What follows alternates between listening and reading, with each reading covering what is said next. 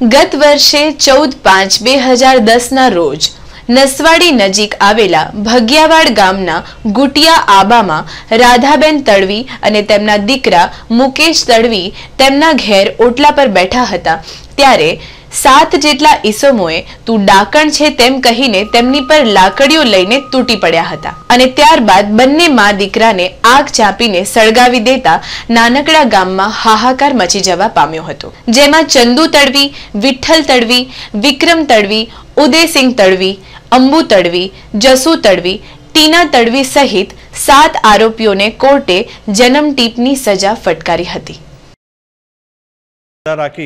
બંનેને ખેંચી જઈને લાકડીઓ અને ડીંગાઓથી ખૂબ માર મારેલો અને મારી નાખીને નજીકના ઝાડ પાસે જે વાછરડા અને બળદના જે દોરડાઓ વડે ગાડિયાઓ બનાવીને ઝાડ પર લટકાવી દીધેલ।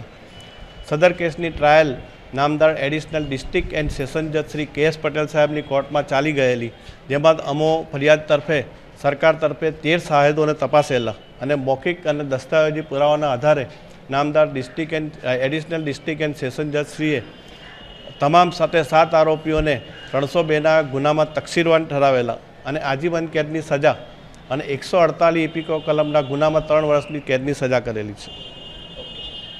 અને આ વિશેષમાં અમે દલીલ કરેલી કે આ ડબલ મર્ડર કેસ છે, 2 ખૂન થયેલા છે અને હિનિયસ ક્રાઇમ છે, એટલે સખતમાં સખત સજા કરવી જોઈએ। દંતેશ્વરના બજરંગનગરમાં દંપતી વચ્ચે નજીવી બાબતે ઝઘડો થતા આવેશમાં આવેલી પત્નીએ જાતે જ શરીર પર કેરોસીન છાંટી દેતા પતિએ દીવાસળીથી આગ ચાપી દીધી હતી। આગની ઝપટમાં દાઝેલી પત્નીને સયાજી હોસ્પિટલમાં ખસેડતા પોલીસે પતિ સામે હત્યાના પ્રયાસનો ગુનો નોંધી કાર્યવાહી હાથ ધરી છે। આ બનાવ અંગે પ્રાપ્ત થયેલી જાણકારી અનુસાર શહેરના દંતેશ્વર બજરંગનગરમાં રહેતા ભરતભાઈ પવાર સળિયા સેટિંગનું કામ કરે છે। તેમના લગ્ન 12 વર્ષ પહેલા રેખાબહેન સાથે થયા હતા। આજે સવારે દંપતી વચ્ચે નજીવી ઘરેલું બાબતે બોલાચાલી થતા મામલો વિચક્યો હતો। આવેશમાં આવી ગયેલી પત્નીએ જાતે જ શરીરમાં કેરોસીન છાંટી દીધું હતું।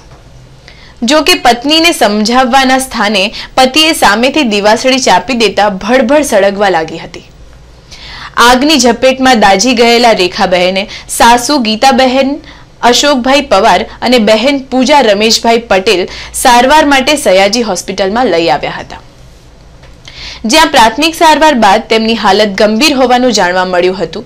બનાવ અંગે મકરપુરા પોલીસે પતિ સામે હત્યાના પ્રયાસનો ગુનો નોંધીને તેમને ઝડપી પાડ્યા હતા।